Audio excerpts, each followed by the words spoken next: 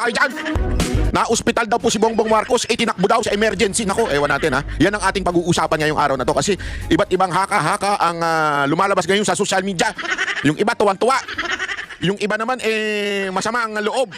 Ako sa totoo lang ho, pasensya na ho ha. Huwag ko kayo magagalit kayong mga Duterte supporter. Pero ako masama ang loob ko. Ayoko ho. Ayoko. Ayoko hong may mangyaring masama ho kay Bongbong Marcos. Para lang sa kaalaman natin ha. Explain ko sa inyo kung bakit ayaw kong may mangyaring masama kay Bongbong Marcos.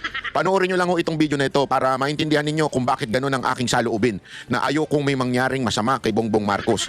Ayaw ko siyang maudi, ayaw ko siyang lumisa ng mundo na ito. Yan ho, panoorin ninyo ha. Pero bago po mangyari ang mga ganyang klaseng usapan, ulitin lang po natin ha mga kababayan, baka naman pwede mag-subscribe na po kayo kasi sa mga nanonood, 52% hindi nakasubscribe.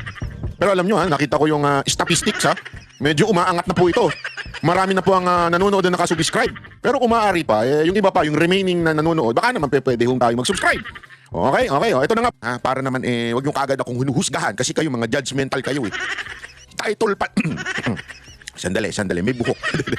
Title pa lang, hinuhusgahan nyo na kagad ako mga kababayan. Hintayin nyo muna yung aking paliwanag kung ba't ayaw ko siyang maudi. Ano ba yung OD, banat ba?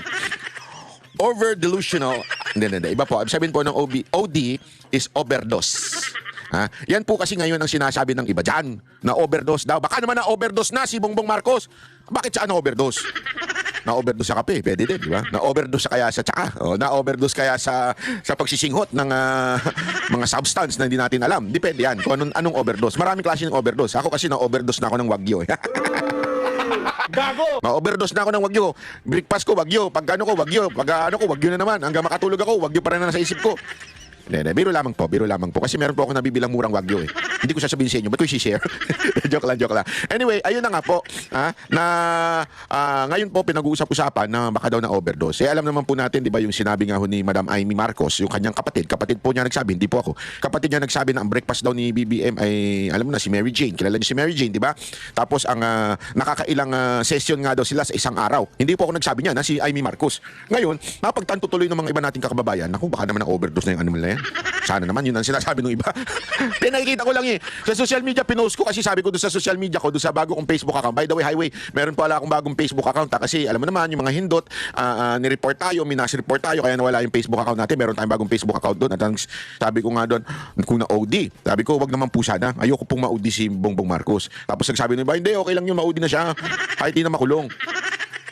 Yan ang pag-uusapan natin ngayon ha. Kasi alam mo, eto ladies and gentlemen, this concerns ang buong Pilipinas. Kasi if you would remember, yung kanyang tatay, di ba? Yan din ang issue ng kanyang tatay noon eh. Hindi OD. Ibig sabihin yung issue na may sakit, di ba, yung kanyang tatay. At because of that, ano po, para bagang sinasabi na nung iba na he can no longer lead the country. At kaya yung mga ibang tauhan niya ay umaabuso na. Yun po ang sinasabi. Ngayon, totoo kaya yun na umabuso yung mga tauhan niya nung panahon ng siya po ay may sakit na? Kasi kung makikita ninyo dun sa Made in Malacanang ba yun?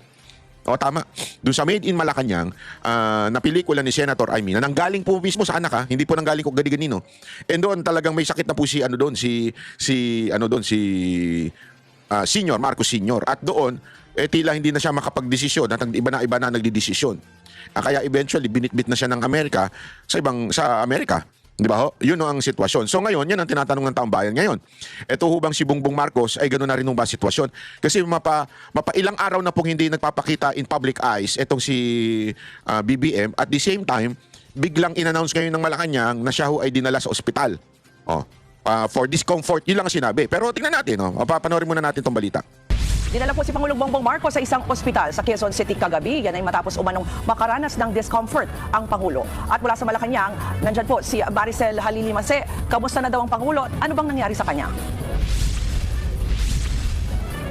Alam mo, Ruth, nagtataka rin kasi tayo dahil biglang sinabihan tayo ng Malacanang na hindi napupunta si PBBM doon sa supposedly event niya kaninang umaga. Ito yung TOYM, yung 10 Outstanding Young Men dito sa Malacanang awarding ceremony. Grabe, ironic, Dapat atin daw nung Toy yung top outstanding, mga nakatayo na.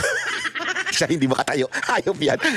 Hayop. Hindi daw makatayo. Hindi daw. Huwag naman kayong ganyan. Kayo naman sama ng mga ugali yung mga animal kayo. Kanina, but instead of the President's Executive Secretary, Ralph Recto, yung nag-represent sa kanya. Ang sinasabi ng Malacanang, pinaliwanag na ngayon kung bakit hindi nag-attend dahil kagabi dinala pala siya dyan sa isang private hospital sa Quezon City dahil nga doon sa tinatawag na discomfort na naramdaman niya. Pero nang tanungin natin si Palace Press Officer Undersecretary Claire Castro kung ano bang discomfort ito, hindi na nila idinitalye kung anong klase ng discomfort yung naramdaman. Mali yan eh. Mali ang hindi dinitalye. Kasi okay lang kasi po pagka ordinaryong Pilipino ka na ikaw ay private citizen, hindi ka, walang pakialam ang ibang tao sa iyo. Pero kung ikaw ay presidente, karapatan ng bawat Pilipino na malaman ang kalagayan at health situation. As a matter of fact, di ba, naalala nyo ng panahon ni Pangulong Duterte? Binubusisi siya tungkol sa health niya palagi. Tapos, lagi ngang may hashtag ang mga ulul na, nasaan ang Pangulo? Di ba, may mga ganyan-ganyan. Tinan mo ngayon, wala. O asan yung mga hindot na mga makakaliwa, makatae, black, at saka itong mga kakampuet, at saka itong mga dilawan. Di ba dati naalala ninyo? Sila yung mahilig yan. Nasaan na Pangulo? Nasaan na Pangulo? Ba't ngayon hindi nyo hanapin? Di ba? Pansinin nyo, wala kang makikitang hashtag ngayon na nasaan na Pangulo. O. Pero dapat po, noong panahon na yun, sige, nasaan na Pangulo? Bigla siyang lalabas. Magkakaroon siya ng talk to the people. Di ba? May nagpapahinga siya, mga 3 days, ganun. Pero after nun, lumalabas siya. O. Dito, nasa na Pangulo. Medyo, I think, matagal-tagal na bago huli nating nakita yan. Kasi, noon kasi, nung panahon ni Pangulong Duterte, nakabuntot talaga RTBM. Tapos makikita nyo doon lahat ng ginagawa ni Pangulong Duterte doon sa kanyang araw. Nakabuntot sila. Talagang naka-live yun, live stream yun. Although may delay lang ng konti. Dinidelay lang nila ng konti for security reason. Para hindi masundan at hindi makapag-prepare kung sino man yung may tangkang masama. So, delay lang ng konti. Pero ngayon, walang ganun. Walang ganun na talagang masasabi mo naka-live stream ang Pangulo everyday. Kaya nga, mapapansin mo, hindi laging nag-a-appear. Magtataka ka kung bakit. Di ba? Tapos ngayon, ganito. Na idadalhin daw sa ospital. Bakit hindi man lang nag-hashtag yung mga ulul na sinasabi nilang nasa ng Pangulo, nasa ng Pangulo? Di ba? Yun totoo. Nasa ng Pangulo? Na-OD na ba? Hindi natin na, we are not wishing it. As a matter of fact, I told you, ayoko nga eh. Di ba? In the beginning of my video, ayoko ma-OD siya. Papaliwanag ko kung bakit mamaya-maya. Pero, nasa na Pangulo? Yun ang tanong. Nasaan ang Pangulo? Na-OD na ba siya? Wala bang video nakakaway-kaway man lang siya ng ganyan? O gaganyan-ganyan man lang? Wala. Para malaman natin, di ba? Kasi naalala ko na si Pangulong Duterte, naglabas pa ng dyaryo eh. Yung kasi ganun yun, para proof of life. Hawakan mo yung dyaryo, may date doon ng dyaryo. Yung cover ng dyaryo. Tapos, may ganun pa si Pangulong Duterte noon eh. Bakit ngayon walang ganun? Bakit wala man lang ano? Dapat talagang malaman ng taong bayan. Karapatan ng taong bayan yan. Pangulo. Pero na-discharge naman daw agad si PBBM at bumalik na rin daw dito sa Malacanang. Stable na rin daw ang kanyang kondisyon pero buong umaga kanina nagpahinga lamang siya at minonitor lamang siya ng kanyang doktor. Ngayong hapon, inaasahan daw na dadalo na siya sa private meetings. 2 private meetings daw yung dadaluhan nila pero kakatanggap-tanggap lang din natin na balita na mukhang hindi natutuloy si PBBM doon sa kanyang okasyon supposedly na dadaluhan dyan sa probinsya sa Maynorte. Mukhang sasamantalahin muna ni PBBM ang pagkakataon para makapagpahinga muna for now dahil yan din naman ang payo sa kanya ng kanyang mga doktor. Pakinggan natin yung bahagi ng sinabi ni Undersecretary Claire Castro. Malamang po ang naranasan niya ay sobrang pagod sa pagtatrabaho. Pero dahil sinabi lang po ng doktor na naayos siya. Diyan pa lang kasi nungalingan na kagad to si tagapagsinungaling ng Malacanang. Di ba? Napagod daw sa trabaho. Asan? Wala naman kami nararamdaman na tinatrabaho ni Marcos. Ang alam ko ng trabaho niya, i-ribbon cutting niya lahat ng proyekto ni Pangulong Duterte. Yun lang. Ribbon cutting. Asan ang trabaho niya? Una, wala kami nakikita. Pangalawa, wala kami nararamdaman. Kung nagtatrabaho talaga ang presidente, dapat man lang naramdaman natin. Makita natin yung pag-asensyo ng bayan. Yung mga bagong polisiya. Wala. Puro nagsasalita, mga tauhan niya, mga amuyong niya. Wala ka makikitang pagbabago, kaayusan, pagiging command. Wala ka makikita doon sa Pangulo. As a matter of fact, ang gagawin lang niya, ribbon cutting, tapos ngingiti-ngiti, ngingiwi-ngiwi. Ganun. So sasabihin mo, napagod siya trabaho. Anong trabaho niya? Mag-ano ng foil? Hindi, ako nagtatanong lang ako Hindi, foil. Alam mo yung pagkakakain ka. Baka kayo naman talaga sama ng isip ninyo talaga mga animal kayo. Yung di ba, alam mo yung foil, di ba? Pare, mag-iihaw ka ng isda, di ba? Pag ihaw mo ng isda, ilalagay mo ngayon yun sa foil. Bakit? Kasi para pag pinainit mo siya uli, papainit mo na lang siya sa, anong tawag doon? Yung humahangin. Ano ba umahangin? Agbuta ko doon yung tawag doon.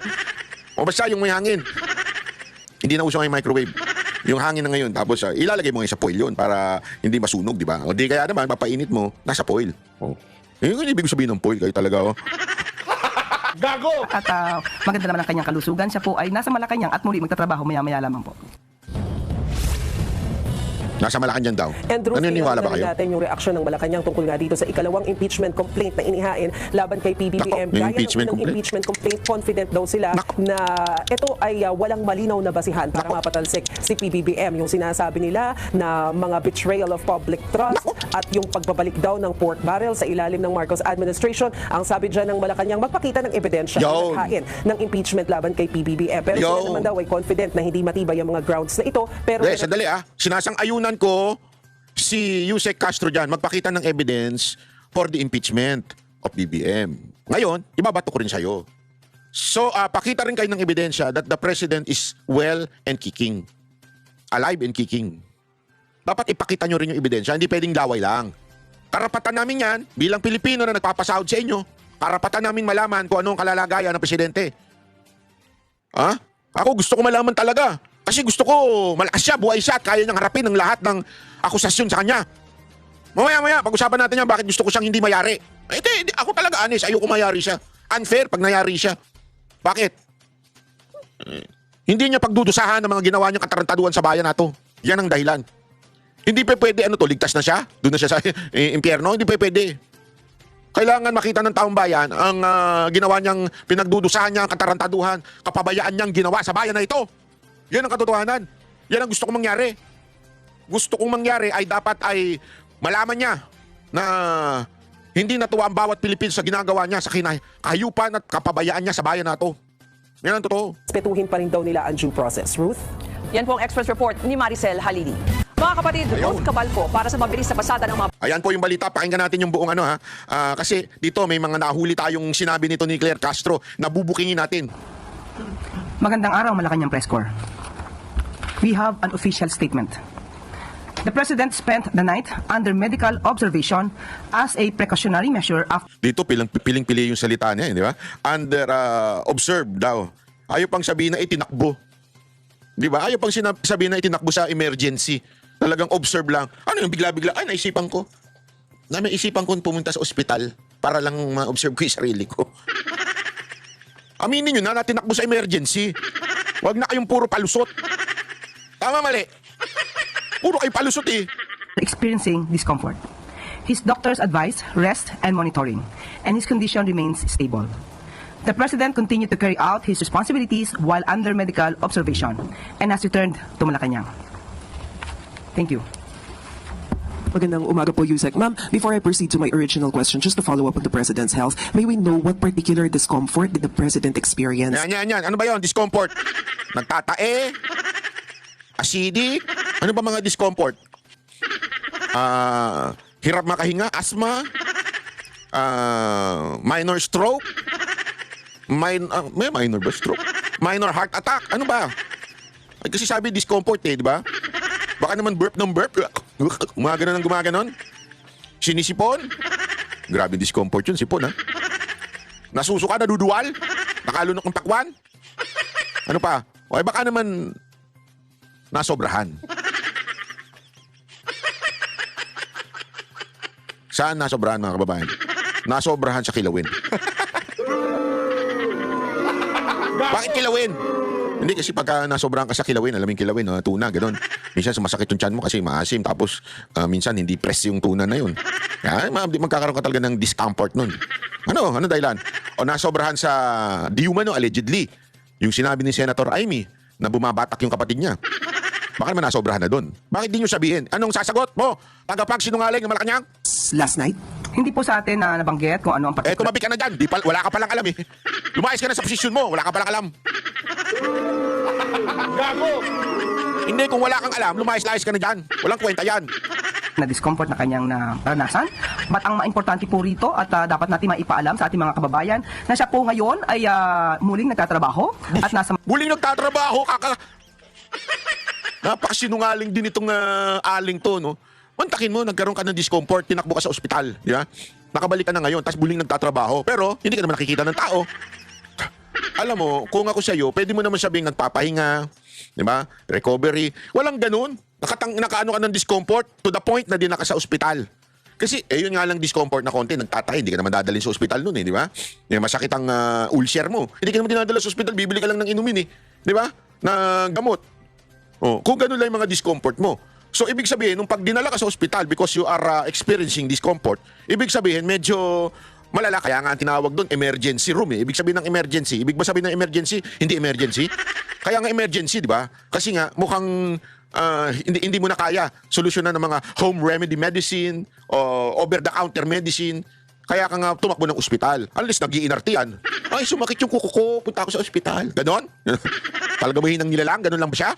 Hindi, di ba? So, ibig sabihin, kung pumunta ko sa ospital, medyo may discomfort talaga. Tapos, gabi yun sana nga umaga Hindi, gabi. Kasi ngayong umaga, nagtatrabaho na daw. Sinungaling nitong babaeng to. Napakasinungaling mo talaga. Hindi mo na lang sabihin, nagpapahinga. Wala naman masama magpahinga kung kailangan dahil may sakit.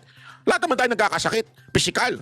Kung inuubo o nasusuka, pwede ka naman magpahinga muna. Pahinga lang muna ako ngayong araw na to. Sandali lang. Sasabihin mo, hindi yan nagtatrabaho na ngayon. Kung nagtatrabaho yan, may video yan. Ganun lang kasimple. Pag nagtatrabaho yan, may video yan. Nandiyan ang RTBM sa paligid. Nakasunod yan, palagian. Di ba? Kumakaway-kaway pa nga siya kahit wala siya kinakaway ang mga demonyo Ewan ko, demonyo ba yung kinakawayan niya? Kaway siya ng kaway, di ba? Ganyan, naka-video ng RTBM. Tapos ganyan sasabihin mo, nagtatrabaho, asan yung video? Sabihin mo, hindi naman lahat kailangan i-video Hindi totoo yan. Hindi, alam mo, pag may nagsabing hindi kailangan lahat i-video, that's wrong. For me, as a public official, especially you are the top official of the land, you are the president, dapat talaga naka-video pag nagtatrabaho ka so that the people will know what are you doing for us. It's the choice of the people whether to watch. Kung ayaw nila, naiipalan sila, di wag silang manood. Pero it is the duty, again, duty of the president na malaman ng taong bayan kung siya ay nagtatrabaho o hindi. Na kanya, siya po ay nasa maayos na kalagayan at mamayang hapon po ay magkakaroon pa po siya ng 2 pribado. Ayan, yan yung sinasabi. Umaga itong press briefing So sa gabi, sinabi na dala sa ospital. Umaga, sinabi okay na daw. Okay? Tapos sabi niya, magkakaroon daw ng meeting ngayon or appointment. And lo and behold, hindi natuloy yung appointment. As of now that I am recording this video, upload ko kasi agad-agad ito Hindi ho natuloy yung meeting na yon. On whatever reason is, hindi natuloy. So ibig mong sabihin, nagtrabaho siya nung umaga, tinamad na siya nung gabi. That's how liar you are, Miss Yusek Castro. Ay, Claire. Tama, Claire Castro. Di ba? Hindi pwede yun. Ba't nyo kinancel? Dahil nagtrabaho nung umaga? Ganon? So, ibig sabihin, hindi talaga nagpapahinga yung presidente. Huwag kayong masyado kayong huwag kayong magsinungaling. Sabihin nyo na lang yung totoo. Wala namang masama kung sabihin nyo nagpapahinga yung presidente kasi ginujubo, di ba, ginijika. Pwede nyo naman sabihin ng ganun. Huwag na yung puro kayo kasinungalingan. Okay, so does it mean that makikita rin siya ng public in the next few days or should we expect the president to take it easy and stay in Malacanang for a while? Sa ngayon po ay may pribado mga meetings po, so makikipag-ugnayan na po siya sa ibang mga opisyal. At tingnan po natin kung bukas po dahil meron po siyang event, kung ma-advise siya ng doktor na okay naman po siya. Alam mo, naalala ko tuloy yan. Sabi niya, di ba, makikipag-meeting daw siya sa mga opisyal niya. Naalala ko yan nung panahon ni Pangulong Duterte. Bakit? Pag may mga naki-question na ganyan, tapos may meeting, may mga cabinet meeting, o di kaya mga meeting niya, mga opisyal ng gobyerno, naglalabas si Bongo ng picture. Yung mukha ni Bongo nasa harapan.